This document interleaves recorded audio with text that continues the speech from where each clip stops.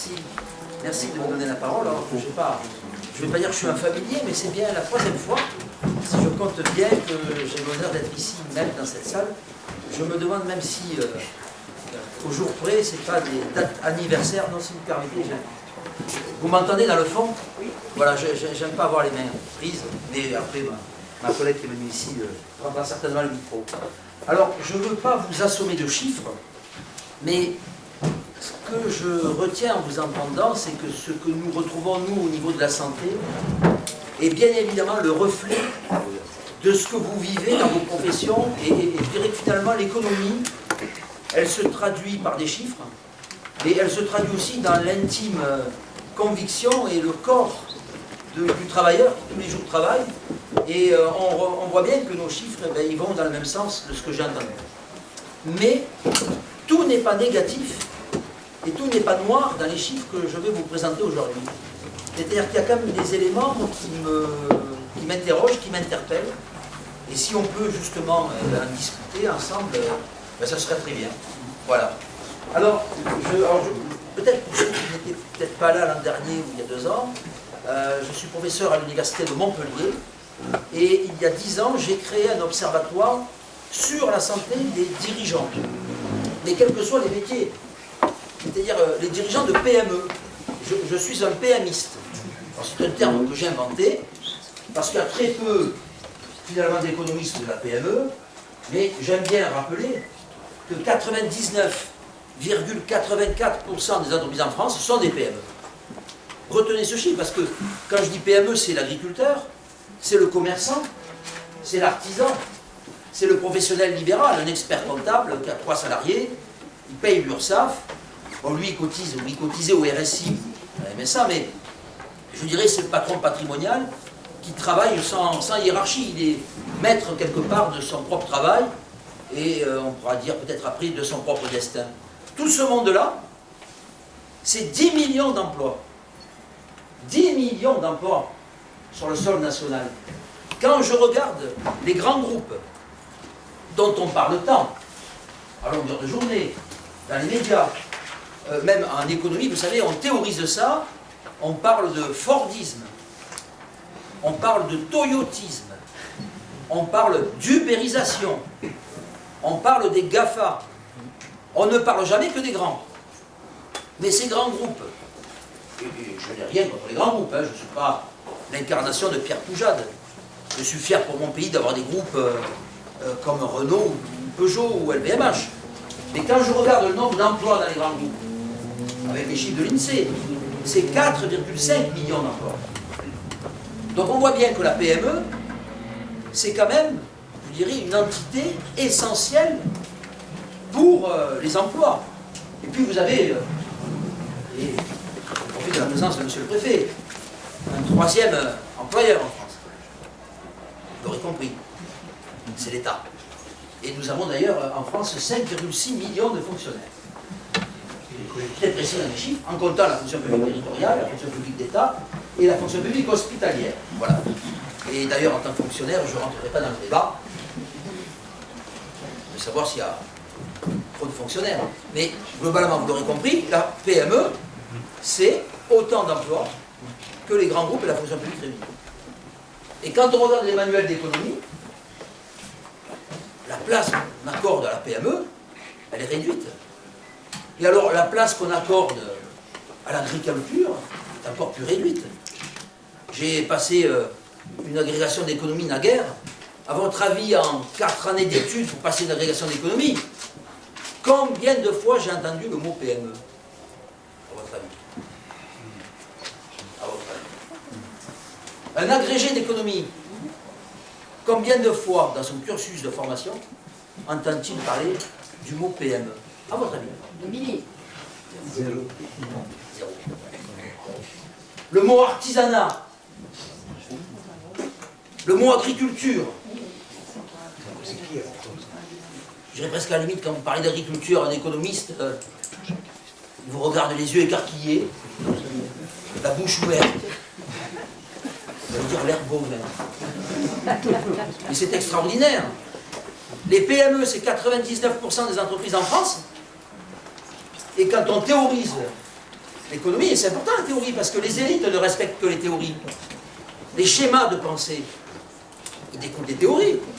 Donc il y a des théories de l'État. Keynes, le keynésianisme justifie l'intervention de l'État. Il y a eu des tas de théories, mais alors la PME, alors le jour où je me suis intéressé à la santé, ben rien.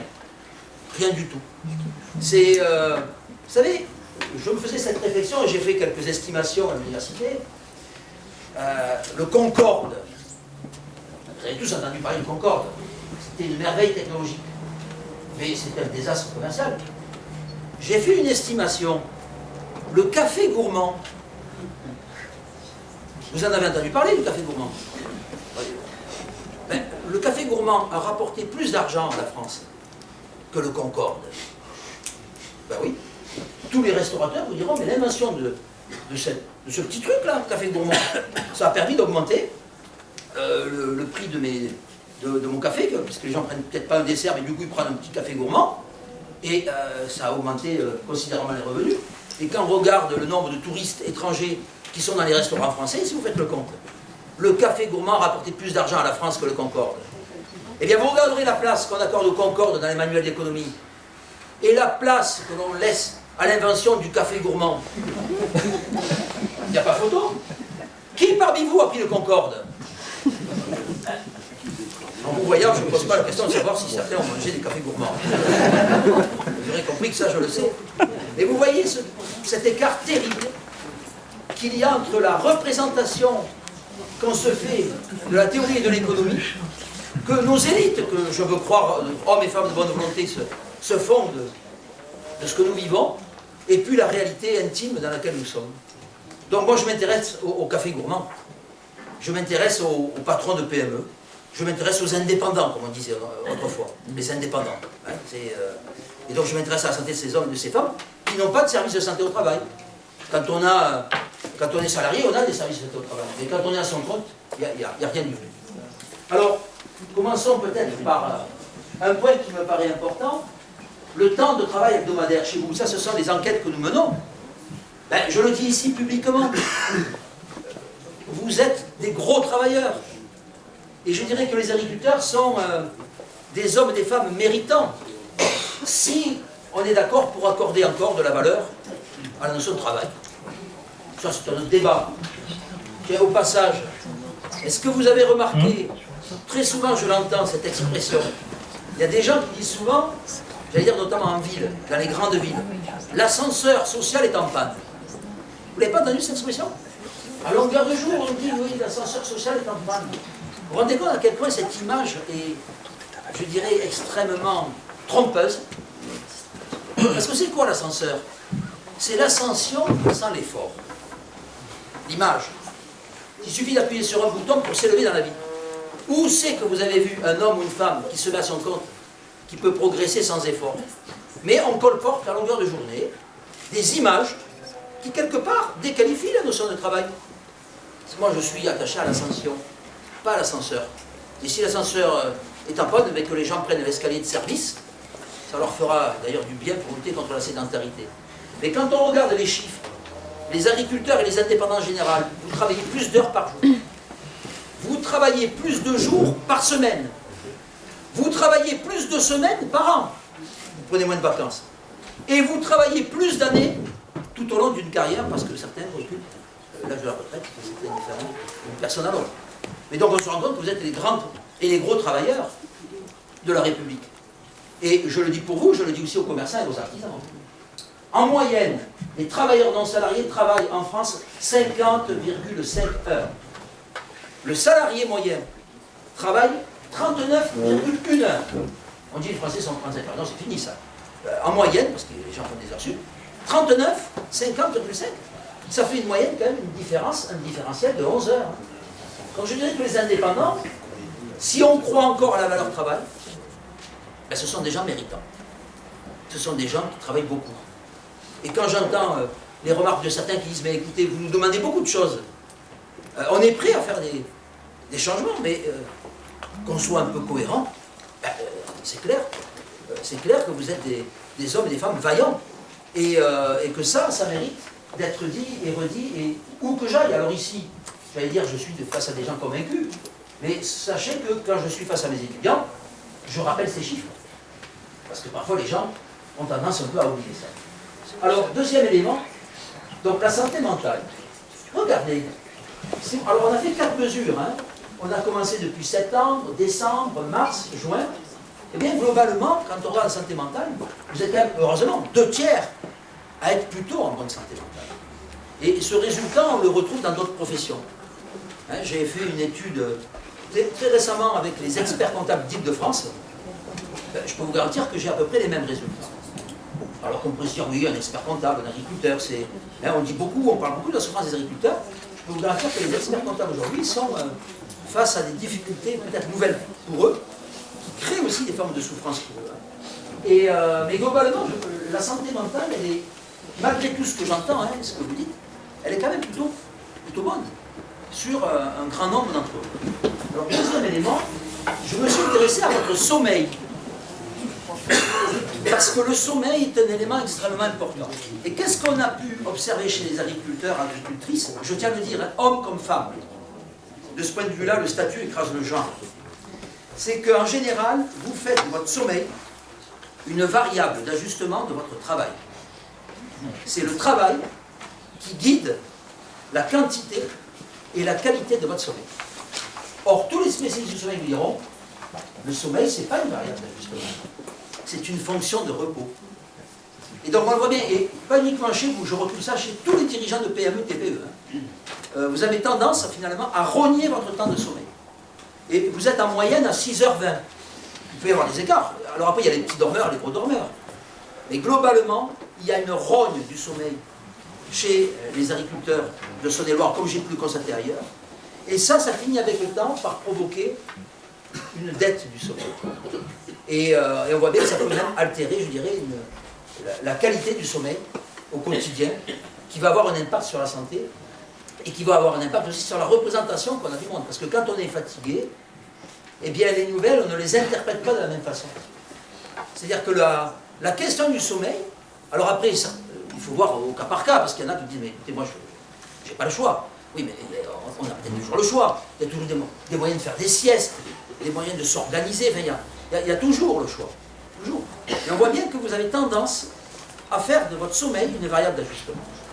Quand on regarde l'autre ça, s'il vous plaît. Alors, donc le sommeil est un point noir, et moi, un conseil que je donnerais, c'est peut-être de réinvestir la question de votre sommeil. Parce que, alors elle n'est pas là, mais j'ai une de mes doctorantes qui avait travaillé sur le sommeil et l'efficacité des entrepreneurs, quels que soient les métiers. Elle montrait qu'il y avait un lien. C'est-à-dire qu'on est face à un paradoxe. Les dirigeants, vous voyez comme des leaders. Et quand on est un leader, eh bien je dirais que le sommeil, c'est une perte de temps. Donc du coup, on rogne son temps de sommeil. Sauf qu'avec le temps, ce manque de sommeil finit par engendrer de la somnolence. Là, vous me regardez. J'ai pris la parole depuis 10 minutes. Mais si vous saviez déjà, depuis que j'ai pris la parole, oui, il y en a quelques-uns qui ont baillé déjà. mais ils se sont peut-être déjà levés très tôt. Ils ont déjà presque fait ce qui correspondrait par une bonne journée de travail chez certains, vous comprenez? Donc on voit bien qu'on rogne, mais ça finit à un moment donné, par cette dette, par atrophier la capacité d'entrepreneuriat. Et donc on voit bien qu'il y a une sorte de comportement sociologique chez les dirigeants qui sont sous l'emprise du leadership et qui du coup ont tendance à faire de leur santé un élément qui, ma foi, qui suivra, alors qu'en fait c'est essentiel. Alors on s'est également intéressé, parce que c'est, je trouve, le point commun lorsqu'on a commencé cette action. Et je ne remercierai jamais assez la Chambre d'agriculture de Saône-et-Loire d'avoir été pionnière. Parce que nous, on était très sur les dirigeants de PME en général, mais je n'avais pas vraiment eu l'occasion de mesurer la santé des agriculteurs. Et je dirais que votre chambre, par l'intermédiaire de David, qui a été un élément aussi moteur, je n'oublie pas non plus Christian de Serles, lorsque on s'est vu, et vous étiez venu à Montpellier même pour présenter ce dispositif. Et puis merci aussi à Bernard, président de la Cour, qui poursuit dans cette voie. Et je sais, parce qu'il me l'a dit, qu'il est très assidu au questionnaire que nous posons tous les 3 mois. Donc, quoi de mieux que de montrer l'exemple. Et je remercie également le conseil départemental de Saône-et-Loire. J'ai le sentiment que ce n'est pas la première fois que vous êtes innovant, monsieur Appel. Et c'est pas fini. Et c'est pas fini. Eh bien oui, c'est ça. Parce que quand on aime innover, on a ça, je dirais, dans le corps et dans l'esprit. Eh bien, on a mesuré l'orientation entrepreneuriale, parce que nous avons déjà mesuré. En fait, c'est bon pour la santé d'être entrepreneur. Pour le dire simplement, entreprendre, c'est bon pour la santé. Parce qu'un homme ou une femme qui entreprend, il est dans une logique de projet. Il n'est pas dans une logique de rejet. Il est dans une dynamique. Et à partir du moment où on est dans un projet, oh, on va prendre des coups, hein. On le sait. Mais j'ai décidé, c'est moi qui suis dans une démarche proactive. Eh bien ça change tout.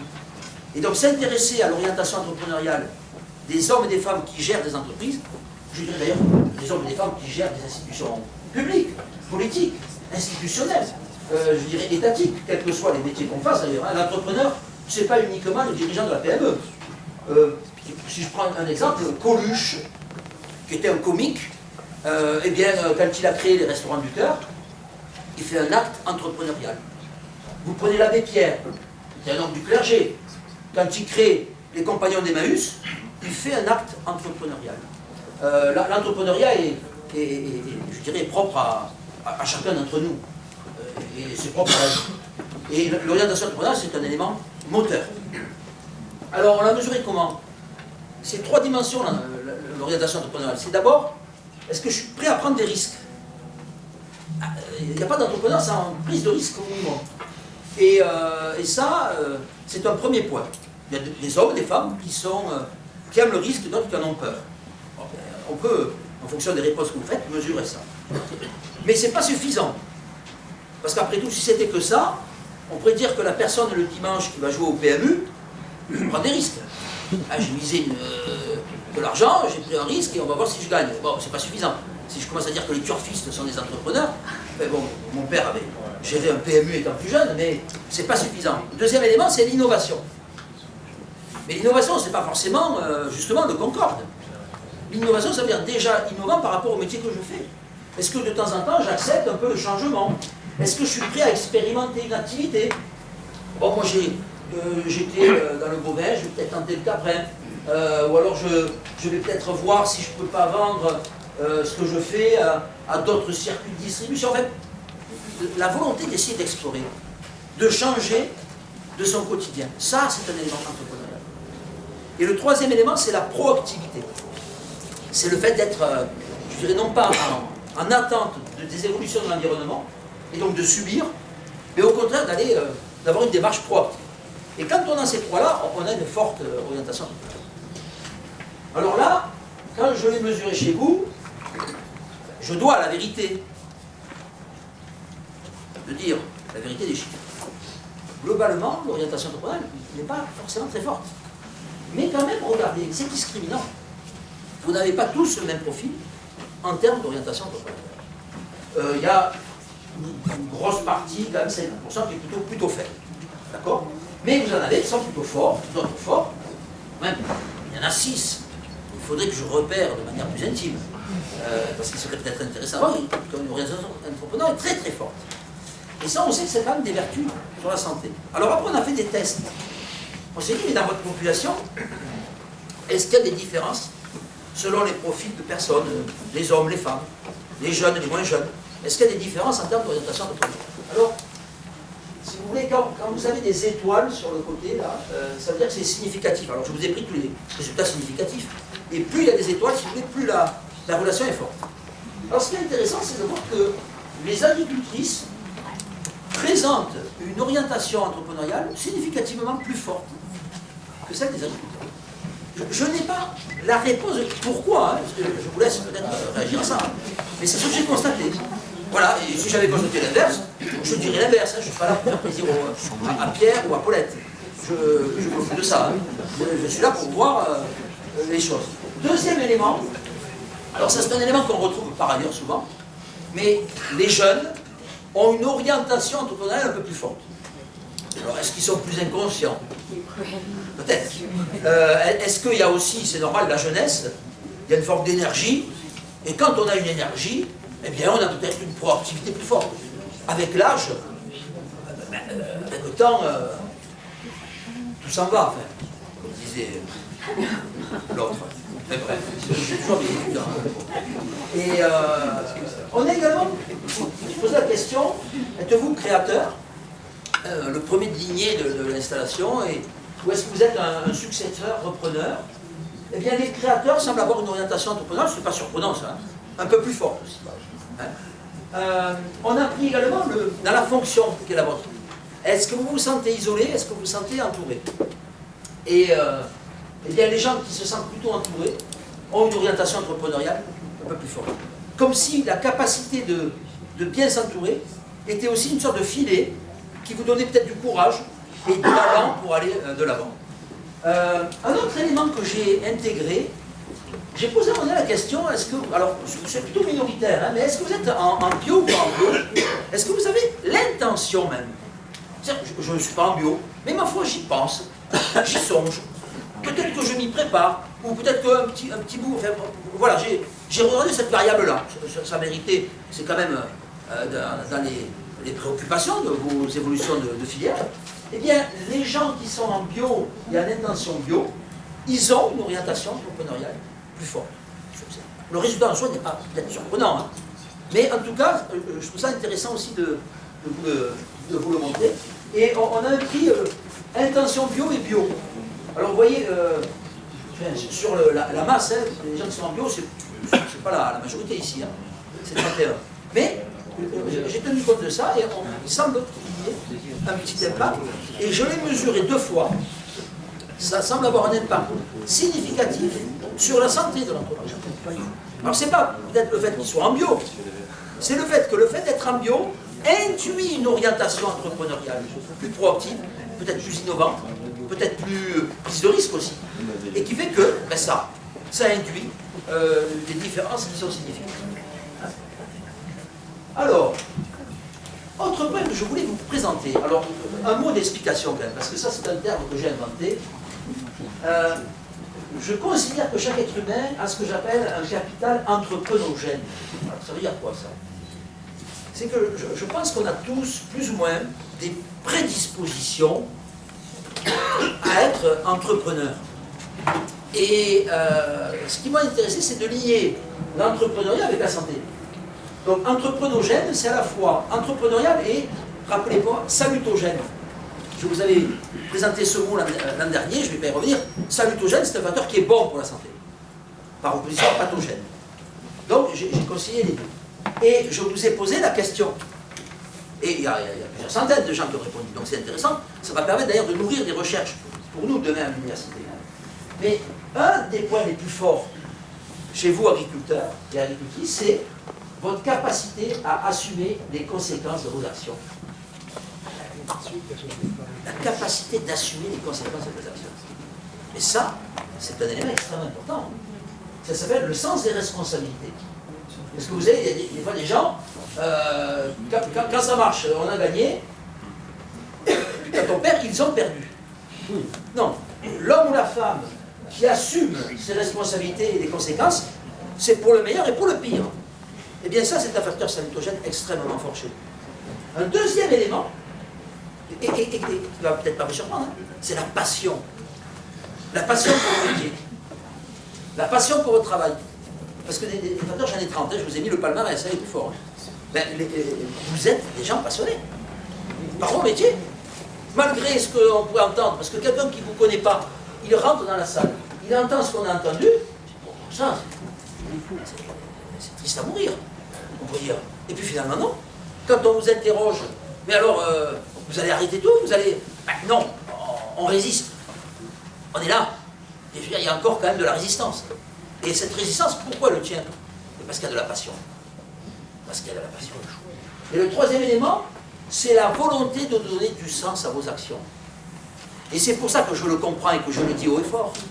Ce qui vous perturbe le plus, mais vous l'avez dit, ce sont les injonctions paradoxales auxquelles on fait face quand on est dans certains environnements de travail, où on nous dit en gros de penser rouge, alors qu'on voit vert.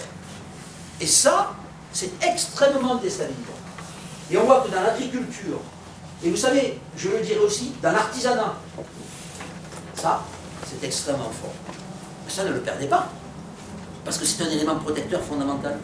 C'est un des facteurs salutogènes les plus forts.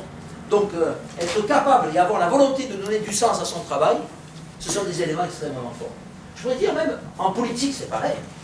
Parce que quand on est en responsabilité politique, il faut avoir de la vision. Celui qui n'est pas visionnaire, il n'a pas. Et quand on a de la vision, on est guidé par quelque chose qui peut paraître impalpable, mais ça draine. C'est entrepreneurial. L'entrepreneurial parle à chacun d'entre nous, quelles que soient nos fonctions. Capacité à résoudre les problèmes. Ben ça, c'est la débrouillardise. Le système D, comme on dit. Ben, c'est bon. La capacité d'adaptation. Un homme ou une femme qui est capable de s'adapter, vous comprenez que face aux difficultés, il arrive à s'en sortir. Il ne faut pas trop pousser non plus à un moment donné. Parce qu'il y en a quand même qui craquent, et j'en parlerai après. Mais on voit bien que quand même la capacité d'adaptation, qui est une des fonctions premières de l'entrepreneur, et chez vous très très forte. Hein. On est sur des scores qui sont à 5. C'est parmi les éléments les plus forts. Alors je ne vais pas tous les capacité à s'adapter. L'auto-efficacité, c'est la capacité de se dire que si je vais faire quelque chose, ça va réussir. Alors qu'il y a des gens qui se disent tiens, allez, je vais sauter, mais je vais me casser la gueule. Alors, il faut être sûr que là, pour le coup, il se casse la gueule. La colonne, non, attendez, si vous me permettez, je termine. À la fin, empathie et résilience aussi. La résilience. Et la résilience, c'est la capacité à réagir face à un élément qui déforme votre travail, je dirais.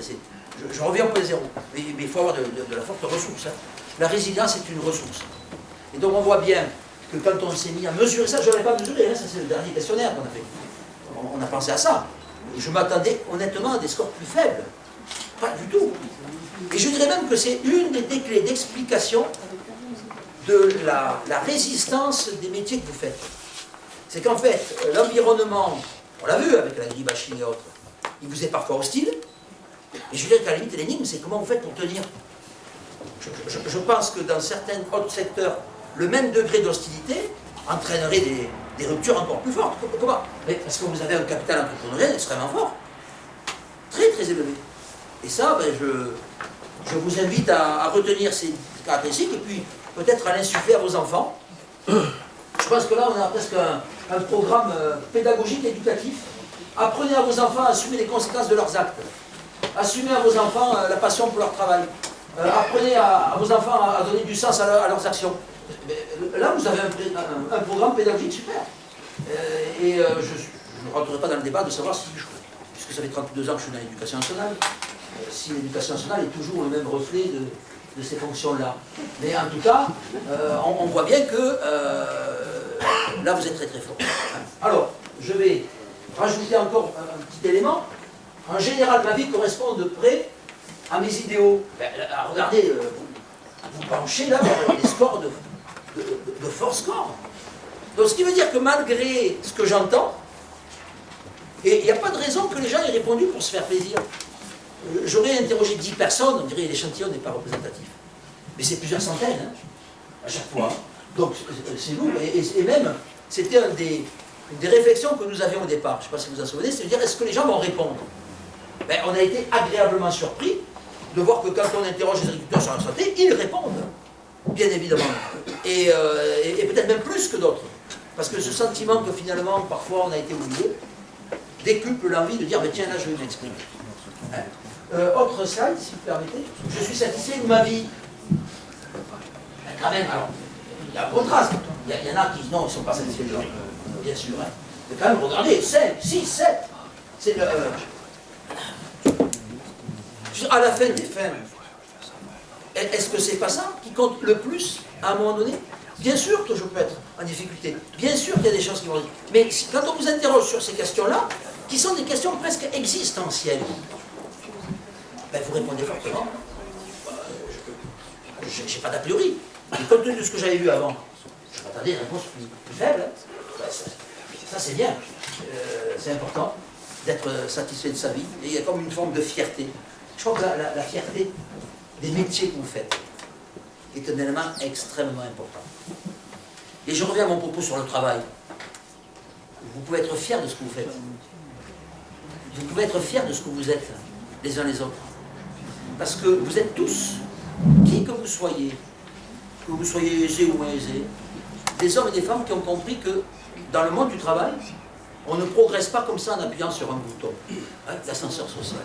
Qu'est-ce que j'en ai à faire que l'ascenseur social soit en panne? Tant mieux, parce que cette image, elle est contre-productive. Moi, j'ai pas envie de dire à mes jeunes étudiants qu'il suffit d'appuyer sur un bouton pour s'élever dans la vie. Et que c'est par cet effort-là qu'on arrive à s'en sortir. Alors il y en a, parce qu'on ne l'a pas oublié, il y en a qui sont quand même en souffrance dans tout ça. Qu'est-ce qu'on fait pour tendre la main? La main tendue dont on avait parlé il y a 2 ans, je me souviens, il y avait même un prêtre, je crois, qui était dans la salle. Il était là, enfin à votre place. Oui, je vous assure, je ne sais pas. Ah, mais voilà. Et pourquoi on vous a fait reculer? Bon, je ne sais rien. Ah, vous êtes arrivé peut-être un peu après. Mais voilà. Mais donc, quelle est l'importance de la main tendue? Alors, je termine là-dessus. On va passer peut-être. Passer. Ça, c'est... passer encore peut-être. Ça, c'est sur le bien-être. Le risque d'épuisement professionnel.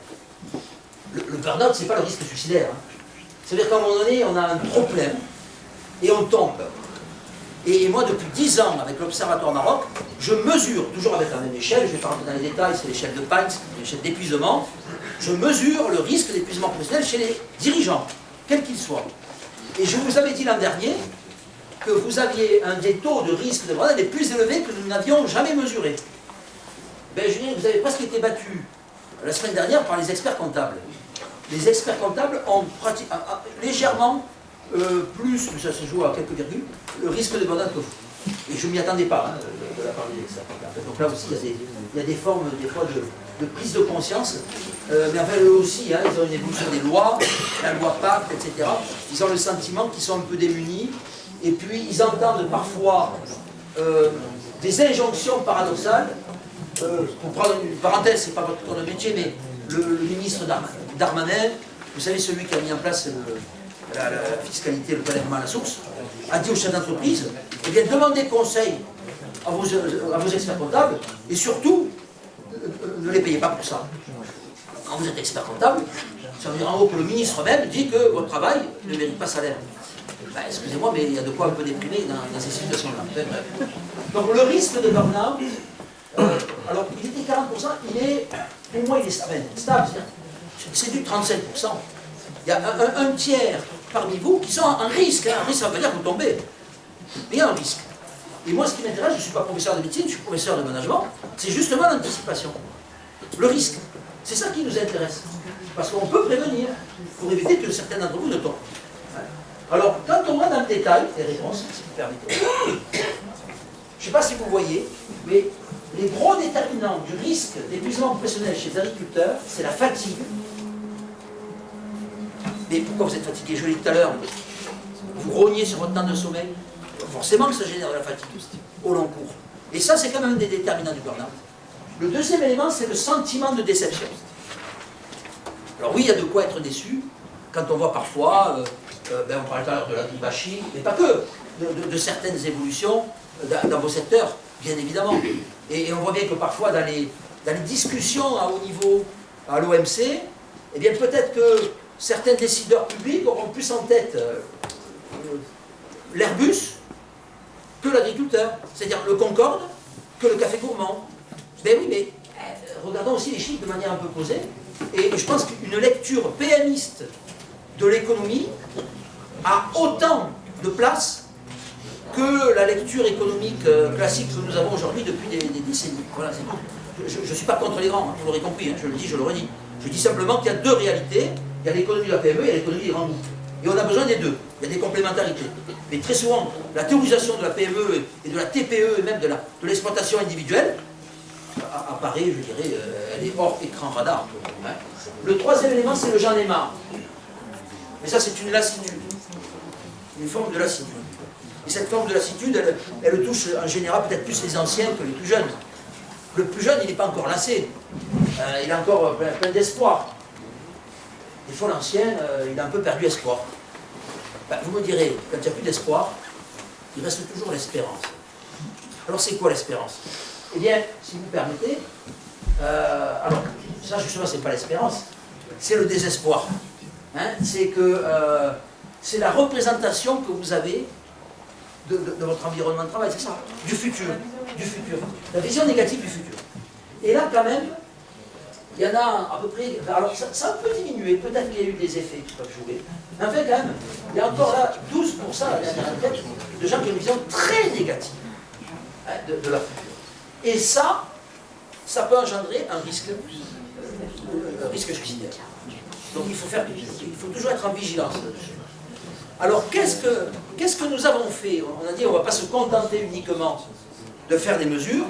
On a mis en place un dispositif qui a commencé à se développer et je cède maintenant la parole et je la remercie d'être venue à Laure Chancel qui travaille avec moi à l'Observatoire et qui est la psychologue de l'Observatoire. Elle est même, je crois, en photo sur le dernier ou l'avant-dernier fascicule qu'on vous a remis. Donc la photo, ce n'était pas un mannequin, hein, c'était une vraie personne, elle est là. Et elle va présenter ce qu'elle fait au quotidien à la suite des mesures que nous avons faites. Voilà, merci pour votre attention.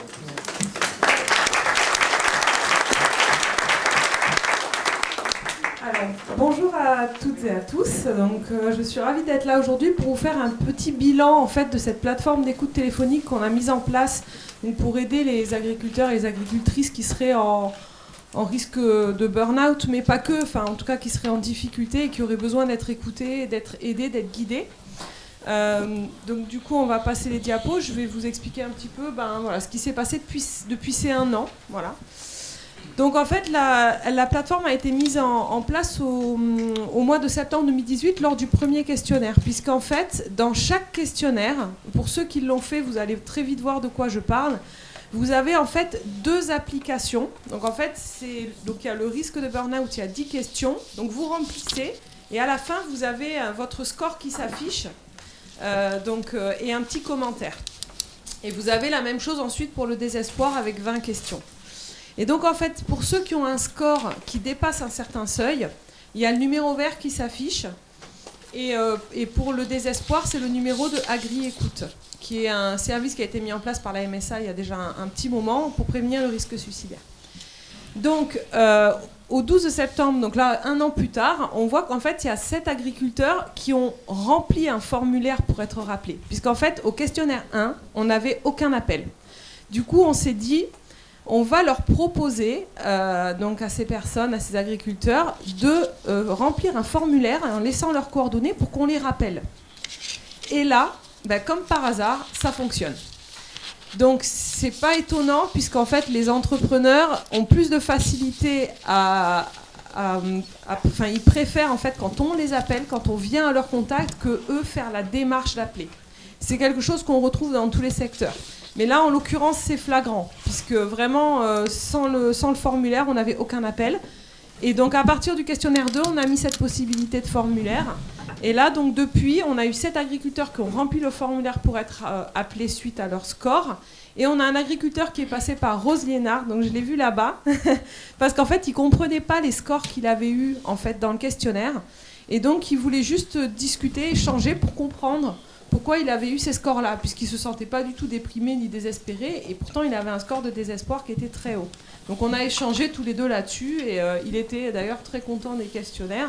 J'ai de très bons retours d'ailleurs sur les questionnaires, donc on est ravis que ça vous plaise et que vous trouviez quand même le temps et l'envie d'y répondre.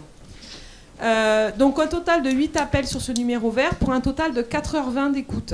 Donc au total, pour les 8 personnes, au total, ça fait 4h20 d'écoute. 8 hommes. J'ai pas encore eu d'agricultrice au téléphone, seulement des hommes pour l'instant. Et donc je disais, il n'y a eu aucun appel direct pour l'instant, seulement des formulaires de contact. Alors, le calendrier des appels. Donc, les premiers questionnaires, c'était septembre 2018, 0 appel. Décembre 2018, deuxième questionnaire, 3 appels. Mars 2019, troisième questionnaire, 3 appels. Et juillet 2019, dernier questionnaire, quatrième questionnaire, donc 2 appels. Je fais une petite parenthèse, le Q5 va démarrer à partir de la semaine prochaine. Le 5e questionnaire, voilà, il partira fin de semaine prochaine. Voilà, on peut passer. Alors, quelles sont les problématiques exposées lors du premier appel? Donc, j'ai eu 7 des 8 appelants qui avaient des difficultés personnelles. Donc chez les experts comptables, c'est pareil, c'est les difficultés personnelles qui montent en premier. Donc par difficultés personnelles, on va regrouper tout ce qui est santé mentale, santé physique, des problèmes familiaux, des problèmes personnels autres. Et l'épuisement professionnel, on le met aussi là-dedans, puisqu'en fait, ça a un impact sur la santé mentale et physique.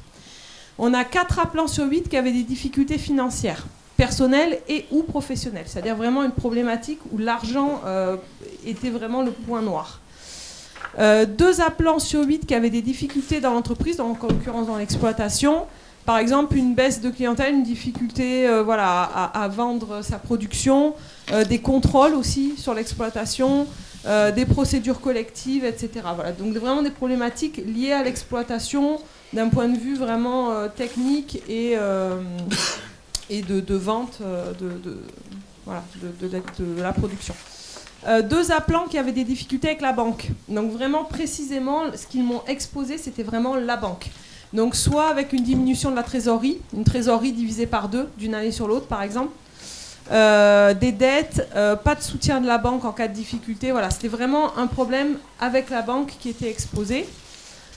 Et j'ai seulement un appelant qui souhaitait comprendre son score, donc c'est celui dont je parlais tout à l'heure. Au niveau du secteur d'activité, donc j'ai 4 appelants sur 8 qui sont dans le secteur de l'élevage bovin.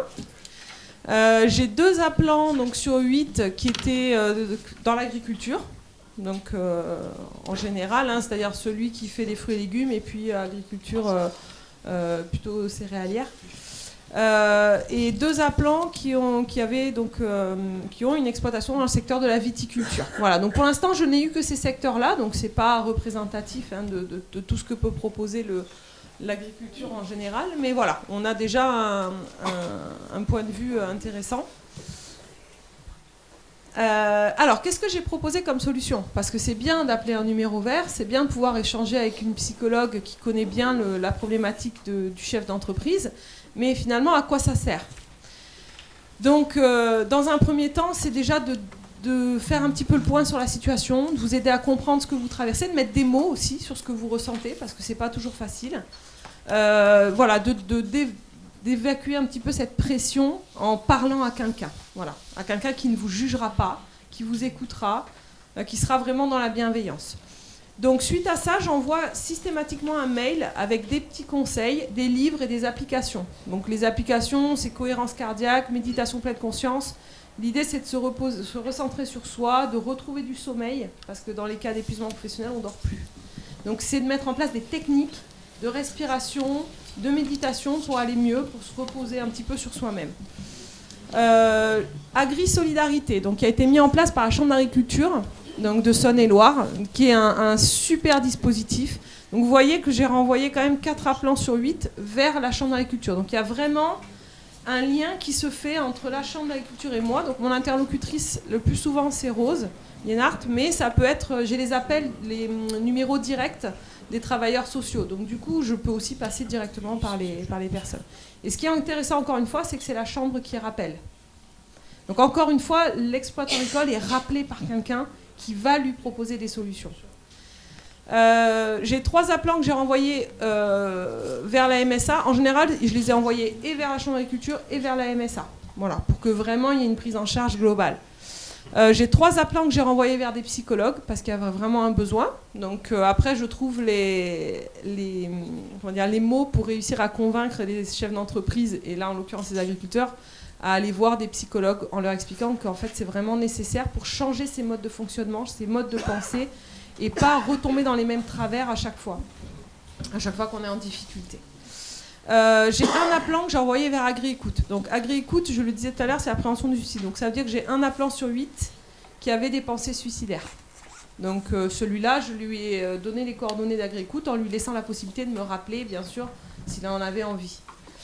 J'ai un appelant que j'ai renvoyé vers la Chambre d'agriculture, mais pour le mentorat, voilà, donc qui est encore une fois un super dispositif. J'ai un appelant que j'ai renvoyé vers la conseillère transmission donc de la Chambre, parce qu'il il souhaitait transmettre, faire autre chose, et donc arrêter son exploitation, mais la transmettre. et un que j'ai envoyé, pour qui j'ai trouvé un nouveau médecin traitant. Parce que je peux aussi vous trouver un nouveau médecin, un nouveau... je sais pas, ça peut être un nouveau sophrologue, pour ceux qui font de la sophrologie. Je peux vous trouver des professionnels en fait, voilà, pour vous éviter... Voilà, pour vous éviter d'avoir à chercher en fait, parce que c'est pas toujours facile de prendre le temps de chercher des professionnels de santé. Donc c'est aussi quelque chose que je fais pour vous. Voilà, et pour la durée des appels, en moyenne c'est 35 minutes, donc c'est beaucoup plus court que ce que j'ai dans les autres secteurs. Mais parce que vous n'avez pas beaucoup de temps en fait à passer au téléphone, donc 35 minutes c'est déjà bien. Conversation la plus courte 20 minutes et conversation la plus longue 1 heure. Et en moyenne, l'âge moyen, c'est 50,62 ans. Donc on voit quand même qu'on est, dans une norme au-delà de 50 ans quand même. Et au niveau du secteur, j'ai eu un appelant dans l'Autunois, un appelant dans la Bresse-Louhannaise, 2 dans le Charolais, 2 dans le Mâconnais et 2 appelants en Sologne-Bourbonnaise. Voilà, pour vous donner une idée du secteur géographique. Oui, c'est vrai. Et alors là, c'est juste pour rappel, c'est le numéro vert donc à Maroc, c'est le 0800 501 201. Donc si vous avez un agriculteur qui va pas bien autour de vous, n'hésitez pas à lui donner ce numéro-là, ou pour vous si un jour vous en avez besoin, voilà. Donc la Chambre d'agriculture va diffuser pas mal de toute façon ce numéro-là, donc vous le verrez passer plusieurs fois. Et je rappelle le numéro d'Agri-Écoute. Donc là, si vous avez un agriculteur autour de vous, une agricultrice, vous sentez qu'il y a un risque suicidaire, il y a quelque chose qui vous inquiète beaucoup, là vous donnez directement le numéro, c'est le 09 69 39 29 19. C'est Agri-Écoute, et là ce qui est intéressant c'est que c'est 7 jours sur 7, 24 heures sur 24. Donc la personne appelle à 4 heures du matin, il aura quelqu'un au téléphone. Et ce sont des psychologues spécialisés sur la prise en charge de risques suicidaires. Voilà, donc ça c'est pour ceux qui vont pas bien, mais bon, comme on l'a montré tout à l'heure, il y a quand même des choses très positives qui sortent des questionnaires, et heureusement. Donc mais n'hésitez pas à m'appeler si vous avez besoin. Je vous répondrai avec grand plaisir. Voilà, merci beaucoup.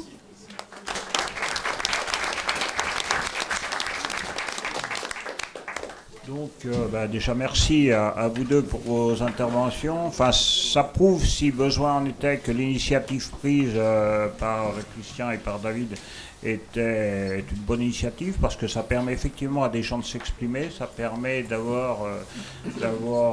hiérarchiser, je ne suis pas sûr que le terme soit approprié d'ailleurs, mais de hiérarchiser la difficulté, le niveau d'inquiétude, et d'apporter des réponses à ceux qui sont les plus mal.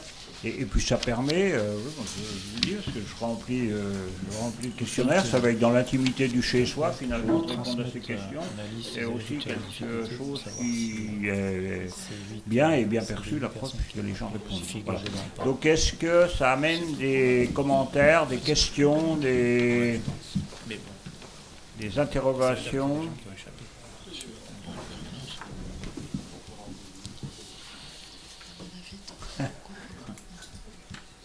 Sénatrice. Oui. Un micro. Peut-être une analyse un petit peu rapide. Votre exposé, monsieur le professeur, est tout à fait passionnant. C'est vrai que vous mettez en avant l'esprit entrepreneurial de nos agriculteurs, agricultrices, parce que je mets aussi en avant le fait une femme a quand même toujours eu un petit peu l'habitude de se battre un peu davantage qu'un homme. Il faut quand même le dire, quel que soit le milieu dans lequel elle travaille. Alors,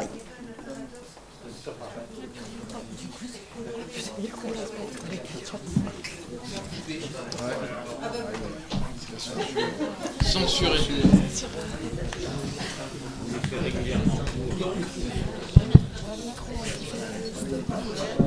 Non. Attendez, je vais m'approcher comme ça. Oui, je dirais il y a quand même un paradoxe entre le tableau que vous nous avez présenté, qui est très coloré, très joyeux, de l'entrepreneur qui a une vraie passion, qui sait se débrouiller, qui est en cohérence avec lui-même. Ça, c'est vraiment ce que vous avez dit, et qui donne une force intérieure terrible, avec cette débrouillardise qui en ressort, parce qu'on est en cohérence avec ses valeurs, avec ce qu'on veut faire, donc on va se débrouiller pour y arriver. Je note quand même que dans les signes de dépression, si on ajoute, on est à 60-40, C'est-à-dire qu'il y a quand même, si vous ajoutez le positif et le négatif dans le risque moyen, on est à 60 de gens qui sont % de gens en souffrance et 40. Donc c'est ce paradoxe entre les 8 appelants. Finalement, c'est un chiffre très faible par rapport au ressenti. Alors là, on me donne la parole en tant que sénateur, mais en tant que médecin, dans ma zone de travail de mes patients, j'ai des agriculteurs qui sont en réelle souffrance. Et vous parlez à un moment, vous dites, en fait, c'est les difficultés personnelles. Mais les difficultés personnelles, vous les mettez en un, mais elles sont liées, en fait, à l'exercice de la profession. Et il parle de difficultés personnelles, mais comme dans la profession, dans les 3 piliers de vie, la profession va pas bien parce que juste, il n'y a pas de sous. Il n'y a pas de sous. Pour donner à manger, pour faire tout ce qu'on voudrait faire, cette profession devrait réellement vivre de son travail. Ces difficultés-là donnent des difficultés personnelles. Donc je trouve que là, il y a une analyse qui est peut-être un petit peu biaisée, si vous permettez mon analyse. En tout cas, moi, je vous remercie pour cet optimiste. L'optimiste, c'est un acteur. Le pessimiste, c'est quelqu'un qui regarde. Donc, l'agriculteur va être optimiste parce que c'est un acteur de son métier. Donc forcément, je trouve que c'est bien en lien avec ce que vous dites, mais je pense que ce numéro d'écoute est essentiel, l'accompagnement est essentiel, et juste l'agriculteur, il devrait vivre de son travail, et je crois que tout irait mieux aussi sur le plan de sa santé mentale.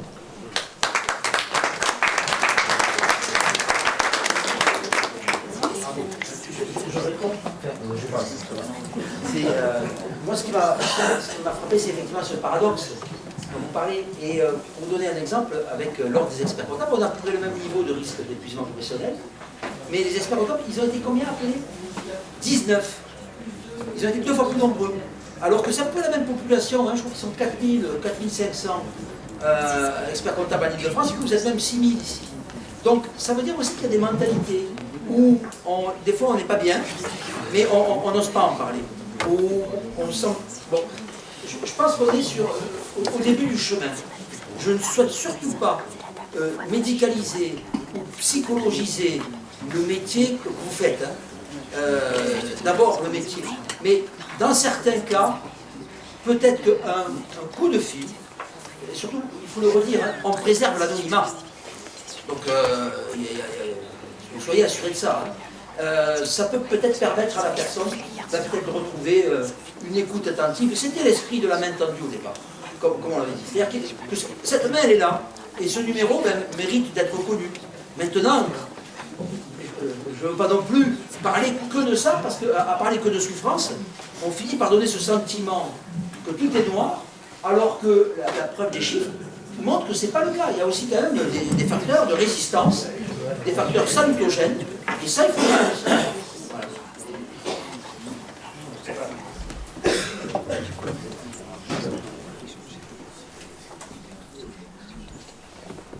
Bonjour à tous, Stéphane Convert, donc représentant entre autres des éleveurs laitiers, membre de Chambre d'agriculture, mais là je voulais parler en tant que producteur de lait, où au final je voulais vous parler de l'évolution de la production laitière.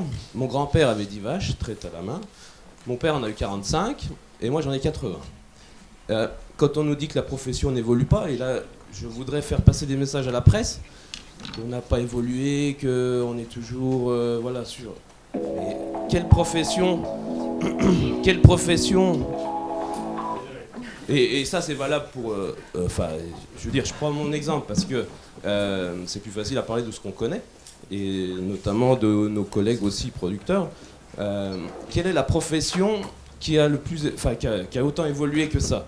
On nous reproche la qualité des produits. Mon père me dit, mais attendez, à l'époque, les bidons de lait, il n'y avait pas de froid à la ferme. C'était des trucs moyens, quoi. Je veux dire, quoi qu'on nous en dise, la bactériologie dans le lait, c'est quand même important. Il s'est fait des trucs moyens, quoi. Et donc, on est quand même en gros décalage avec la société à l'heure actuelle.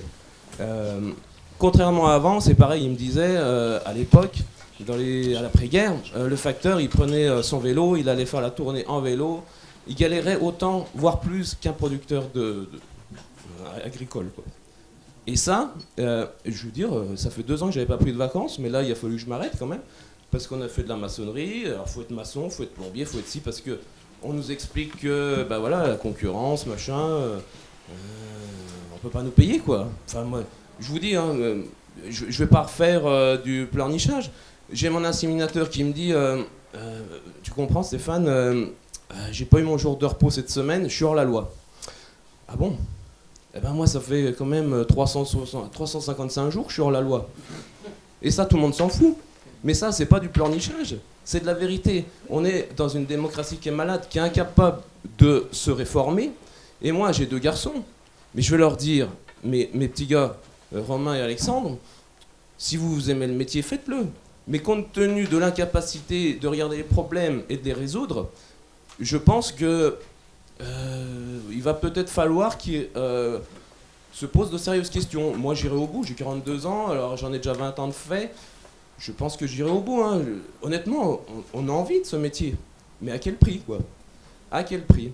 Donc voilà, je pense que le décalage entre... il y a l'agribashing, c'est sûr, mais la réalité, elle est plus profonde que ça. Parce que moi, la radio, quand j'en ai marre, je l'ai éteint. Et je veux dire, j'arrive à retrouver du plaisir quand je ferme la radio, parce qu'avec toutes ces bêtises qu'on entend, j'arrive. Par contre, quand on se pose des sérieuses questions sur le décalage de la société, parce que moi, c'est 80 heures par semaine, mais je vous dis, il n'y a pas de souci, on l'assume. Par contre, quand on nous dit vous l'avez choisi, on peut rien faire, voilà, on est quand même dans un monde moderne. Je veux dire, on est en Europe, on est, voilà, je veux dire, la motion qui a été passée par, mais je veux dire, tout à fait d'accord. Je veux dire que les producteurs de fruits et légumes vivent de leur métier, on est 100% d'accord. Hein. Mais je pense que la démocratie est malade. Et qu'est-ce qui va se passer? Alors si on est pessimiste, on va dire que rien ne va changer, que la production va s'arrêter. Si on est optimiste, on dit peut-être qu'en militant, que si, que là, on va peut-être y arriver. Voilà. À mon avis, il y a 2 versions. J'ai cerné deux éléments différents dans votre propos. Dans un premier temps, vous avez dit que ça a évolué beaucoup. Vous avez dit, et je suis d'accord avec vous, qu'il faut positiver. Alors j'ai cru que vous étiez parti sur un plaidoyer sur quelque chose de très positif. Puis après, vous êtes revenu sur quelque chose que j'ai vu plus pessimiste ou plus négatif. Je pense qu'il y a les deux. Hein, plus réaliste, quoi. Voilà. Et moi, je veux dire, c'était Seriex, qui était un consultant stratégique, qui disait, face aux évolutions de l'environnement, mon propos va être un peu dur, mais il y a les aveugles qui ne voient rien du tout. Et puis il y a les borgnes qui ne voient que des contraintes. Et puis il y a les clairvoyants qui voient des opportunités. Bon. Alors, après, je qualifie personne, hein. Je jette la pierre à personne. Hein. Mais je veux croire que vous êtes un clairvoyant.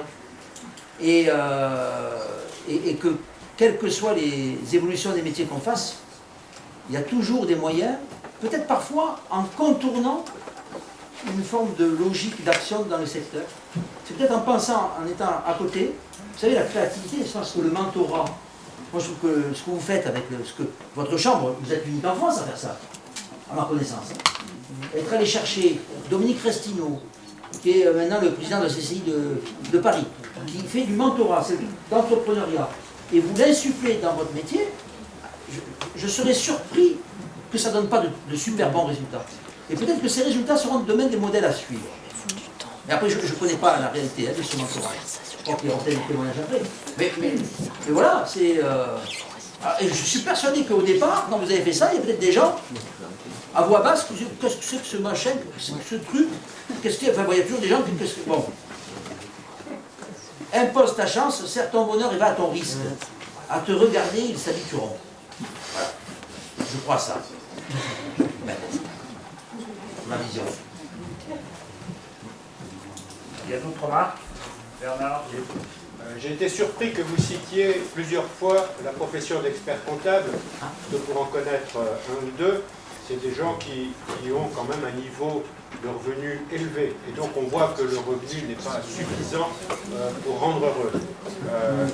Je pense qu'en agriculture, le problème du revenu est quand même le problème numéro 1. Parce que quand Stéphane dit, bah oui, je ne peux pas prendre de maçon, je travaille 70 heures, ça veut dire que je n'ai pas de salarié. Donc c'est le problème du revenu. Et ce matin, on a évoqué un certain nombre de sujets, et Bernard a évoqué le sujet de la prochaine session, qui tournera plus autour de l'Europe et de la PAC. Et moi je dis, il y a un sujet vraiment extrêmement important pour notre profession, c'est la prochaine négociation de la PAC, parce que enlever 1 euro dans les exploitations d'aide, et c'est la catastrophe. C'est la catastrophe. Sans les aides PAC, on ne sait pas faire. Mais avec une diminution des aides PAC, on ne saura pas faire non plus. Parce que le revenu, malheureusement, il est fait de 2 éléments. C'est le prix. Quand on a déjà vécu dans ce métier-là depuis presque 40 ans, malheureusement, on voit que le prix est identique et que les charges, qu'on le veuille ou non, elles augmentent très vite, très vite. Voilà. Des petites factures de 200-300 euros, on en reçoit tous les jours, qu'on ne recevait pas avant. Certaines viennent de la Chambre d'ailleurs, mais c'est comme ça. On a évolué, il y a des nouvelles charges, les prix n'augmentent pas. Moi je dis qu'il faut être extrêmement vigilant sur l'avenir de la PAC, parce que sans soutien massif des pouvoirs publics, un pan entier de l'économie va s'effondrer. Voilà. Vous avez raison de rappeler la question du revenu. C'est la première des reconnaissances d'un travail. C'est est-ce que je peux vivre dignement de ce que je fais. Et les experts comptables, le problème est moins à ce niveau-là. Mais j'ai été surpris de voir que du coup, avec d'autres problématiques, ils arrivent à un taux de risque d'épuisement. On a pris la même échelle, hein, la même méthodologie. Donc je n'ai pas de doute sur la robustesse de ce résultat-là. Ils sont en grande souffrance aussi. Ce qui veut dire qu'à un moment donné, la souffrance au travail, elle n'est pas unique. Alors, elle peut être bien sûr liée au revenu, elle peut être liée à l'absence de reconnaissance, elle peut être liée à une forme de lassitude. Je crois que chez les experts comptables aujourd'hui, c'est parce que je pense qu'ils ont peur de l'avenir. Parce que pour la première fois, ils se retrouvent dans une situation où ils ont l'impression de ne plus maîtriser. Alors comme c'est nouveau pour eux, ben, ça induit... Mais, toute chose égale par ailleurs, ils sont plus nombreux à avoir appelé. Après, je ne cherche pas... Vous voyez, je veux dire, c'est... Ce serait encore mieux que personne n'appelle s'il n'y avait rien, hein, bien évidemment. Mais, quand même, compte tenu du risque chez certains, n'hésitez pas à appeler. Il ne vous en coûtera rien de ça. Je vais prendre l'intervention après, voilà, on arrête là, parce qu'après, je vais coucher. On restera pour déjeuner, pour discuter si ça peut être. Oui, Christian, Bajard. C'est important de déjeuner. Oui, bonjour, Christian Bajard, donc président de la FDSEA. Forcément très intéressé par les propos qui ont été tenus, parce que c'est effectivement ce qui nous occupe en permanence, c'est de savoir comment nous, organisations agricoles, on peut accompagner les agriculteurs qui sont en forte souffrance. Bon, je ne reviendrai pas là-dessus, je pense qu'il y a beaucoup de choses qui ont été dites. Simplement, il faut être aussi dans l'action pour amener un petit peu d'espoir. Vous avez parlé d'espérance, donc c'est encore autre chose, parce que ça va au-delà de ça, mais à moyen ou court terme, bon, dire des choses qu'on peut faire sur la sécheresse, on va refaire comme on a fait l'année dernière, c'est-à-dire mener des actions auprès de l'État pour demander à ce qu'une démarche fonds de calamité puisse se mettre en marche. On va se retourner vers les gens habituels qui sont les services fiscaux pour demander des dégrèvements, se retourner vers les collectivités pour voir comment on peut être accompagné. Alors, je ne sais pas, j'ai entendu parler de mesures sur l'eau, enfin, des choses comme ça. Donc ça, c'est déjà une première mesure. Bon, ça ramène pas forcément de l'espoir, mais ça permet de passer un cap, quoi, peut-être. Voilà. Je voudrais rebondir sur les propos de Bernard Moreau concernant la PAC. Bien évidemment que ça sera très important d'avoir une bonne négociation, mais aujourd'hui, on a encore du mal à voir les contours tout à fait, parce qu'on ne connaît encore pas le budget. Mais moi, je pense qu'il ne faut quand même pas non plus qu'on abandonne la bagarre sur les prix, quoi. C'est-à-dire que moi, je vois tous les jeunes agriculteurs qui s'installent aujourd'hui choisissent de se diversifier de nouveau. Alors, on avait connu ça, on avait spécialisé, maintenant on revient en arrière. Moi, je pense que c'est des très bonnes choses parce que ça apporte un peu de sécurité dans un système. Quand il y a une production qui marche moins bien, l'autre ne peut pas apporter des choses. Et enfin, je vois qu'on parle très peu des égalimes parce que pour le moment, c'est un échec. Il faut le dire, c'est un vrai échec. C'est-à-dire qu'il n'y a pas un centime. Alors, on le dit beaucoup pour la viande bovine. Moi, j'ai discuté avec les producteurs laitiers, j'ai l'impression que l'échec, il est dans toutes les productions d'élevage. C'est-à-dire que pour le mouton, la volaille ou autre, on ne peut pas dire que ça a apporté un plus. Mais simplement, moi, je pense qu'il n'y a pas vraiment de plan B non plus. C'est-à-dire qu'à penser qu'on va que avoir un pilier PAC qui nous permettrait d'avoir du revenu, c'est quand même très dangereux. Dans une période où on sent très bien que les budgets publics sont quand même un petit peu fragilisés. Et il y a quand même, moi, il me semble... Et même pour donner du sens à mon métier, moi je suis de la génération 92, c'est-à-dire celle qui a connu que la PAC. Année après année, on est venu consolider mon exploitation par des primes PAC. Ça n'a pas vraiment consolidé, ça a permis qu'elles soient encore là aujourd'hui. Mais moi, mes enfants, alors il se trouve que j'en ai un qui peut-être s'intéressera, il est encore jeune, mais à l'agriculture, j'ai pas envie de le décourager, je suis comme Stéphane, ni je vais l'encourager ni le décourager, je dis c'est un beau métier. Simplement, il faudra quand même qu'on retrouve de la valeur sur nos produits. Et pour ça, les Egalim, ça ne va pas se traduire en 2 ans, en 3 ans. C'est une révolution de la relation commerciale qu'il faut qu'on invente. Ça veut dire que d'un côté, on a un marché international qui est mondialisé, qui n'a pas de cœur, et celui-là, on le connaît, on ne le changera sans doute pas. Par contre, on a un marché intérieur sur lequel on a des consommateurs qui sont en train de changer, qui se sensibilisent à des choses qu'on n'aurait même pas imaginées, nous. Moi, je suis éleveur de vaches, mes vaches partent à l'abattoir. Jusqu'à présent, ça posait de problème à personne. Maintenant, ça en pose à beaucoup de monde. Ça, même aux éleveurs, ça finit par leur poser des propres questions sur le bien-être animal. Tout ça, on est obligé de l'intégrer. On ne peut pas tout accepter, on est obligé d'intégrer certaines choses. Et moi, je me dis qu'il faudrait qu'on passe un vrai pacte. Si l'État, les élus, les collectivités veulent vraiment faire quelque chose de leur agriculture, c'est qu'il faut qu'ils aillent jusqu'au bout de la démarche. C'est-à-dire, on demande à changer nos méthodes de production, on s'engage à acheter nos produits. On s'engage à acheter nos produits à leur valeur.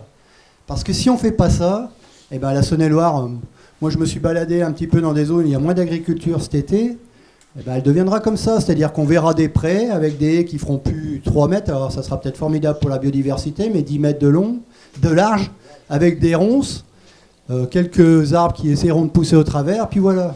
Moi, je ne pense pas que c'est ça qu'on veut de la Saône-et-Loire. La Saône-et-Loire, elle est belle pourquoi ? Parce qu'on a de la viticulture dans un coin, on a des éleveurs laitiers dans un autre, des producteurs de moutons, de chèvres, des céréales dans un autre, et puis on a le bocage charolais, voilà. Et moi, je pense que ça, c'est pas perdu, c'est pas ringard de faire ça, mais pour ça, il faut qu'on ait un vrai engagement. Et un vrai engagement des politiques forts, c'est-à-dire qu'il faut mettre du budget sur l'achat de nos produits. C'est-à-dire que quand une cantine va se mettre à acheter, on ne va pas faire que du bio, il faut qu'on fasse du local.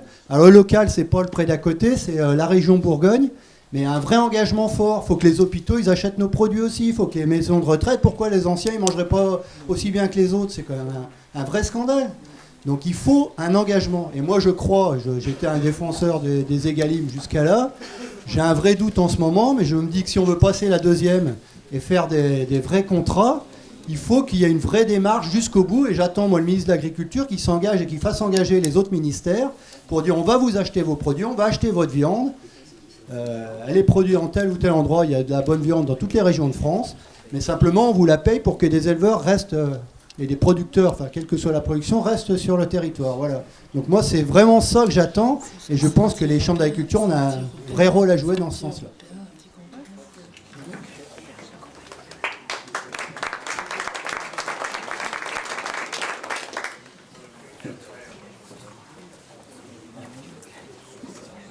Pas de plan B, mais en vous écoutant, je vois un plan C, un plan D, un plan E. Bien, moi je vais intervenir, je salue M. le Préfet, M. le Président du département, par rapport à ce que vient de dire Christian Bajard, on va pas le développer, puisque on avait pu, en tant que sénateur, faire venir le Président du Sénat l'an passé au moment de la loi Egalim, et que le Président du Sénat va venir demain à l'Assemblée Générale des maires, et que nous avons pu obtenir une rencontre avec les responsables agricoles du département. Simplement sur ce que nous a présenté le professeur Thorez, je voudrais faire une petite remarque. Il se trouve que j'ai travaillé, maintenant je m'occupe de l'Organisation mondiale du commerce au Sénat, je suis ce qui se passe, je n'ai pas beaucoup d'influence, je n'ai aucune influence d'ailleurs, mais sur ce que vous avez dit sur les PME et sur les grandes entreprises. Le rapport de force sur le territoire, c'est bien ça, c'est 99,7 en PME, et après vous avez les grandes entreprises, mais sauf que j'ai travaillé sur l'exportation. Et à ce moment-là, on trouve que sur les 650 milliards d'exportation, 150 milliards viennent des PME. Alors je pense qu'il y a l'agroalimentaire dans les 150 milliards, mais peut-être qu'on peut en trouver à travers des grands groupes sur les autres parties. C'est important de le souligner parce que l'exportation représente quand même 25% de nos emplois en France. L'autre point que je voulais vous poser une question, ça a beaucoup été évoqué, mais on voit que vos tableaux, peut-être qu'il n'y a pas un réseau assez large, mais pour ma part, j'ai le sentiment quand même que la santé des agriculteurs est liée au niveau des revenus. Vous nous expliquez que les experts comptables, il n'y a pas de problème. Moi, pour rencontrer les agriculteurs, ceux qui se trouvent en plus mauvaise santé, en situation délicate, ce sont quand même les agriculteurs. Quand on voit la fourchette, bien sûr, on dit les revenus moyens français. Enfin, tout le monde sait ici que je suis ça dans les exploitations. Mais un revenu moyen, ça ne veut rien dire. Enfin, si, c'est indicatif, mais il faut regarder peut-être l'état de santé de celui qui a un très bon revenu dans son exploitation, puis celui qui a peut-être, ou celle, pardon, qui n'a peut-être plus de revenus dans l'exploitation. Et ça, je ne l'ai pas retrouvé dans vos tableaux. Bien sûr, vous faites le parallélisme avec les experts comptables. Il est certain que les experts comptables n'ont pas une problématique de revenus. Voilà, c'est tout simplement les deux points que je voulais faire. Mais moi, je suis favorable à rajouter des questions. Après, je ne veux pas qu'on soit trop intrusif. Parce que des fois, quand on pose aux Français des questions sur leur revenu, ça les perturbe. Mais vous avez tout à fait raison, c'est une variable incontournable et qui ne nous avait pas échappé dès le départ. Mais après, je ne suis pas limité uniquement qu'à cette question-là. Parce qu'il y a aussi d'autres facteurs qui rentrent en ligne de compte et qui sont finalement aussi importants à analyser. Donc voilà, enfin, on ne va pas prolonger. Enfin, on réagira dans les conclusions, mais voilà, enfin, je voudrais encore vous remercier sur le travail fait, sur un an, et sur le bilan d'étape, hein, d'une première étape, puisque voilà, nous, Chambre d'agriculture, c'est sûr qu'on va encourager à ce qu'il y ait le maximum de gens qui répondent, parce que le plus les gens répondent, le plus on a un panel large en termes d'approche, et en même temps, le plus vous êtes capable d'identifier les personnes qui souffrent et de les accompagner, parce que c'est quand même de ça qu'il s'agit, et parfois, simplement d'avoir une oreille attentive pour quelqu'un qui est tout seul dans sa cour de ferme, c'est quelque chose d'important. Donc voilà, nous on communiquera, il y a sur certaines choses on a plus de mal à communiquer, mais sur ça on le fera. Voilà. Donc en tout cas merci pour le travail et merci pour la présentation des premiers résultats.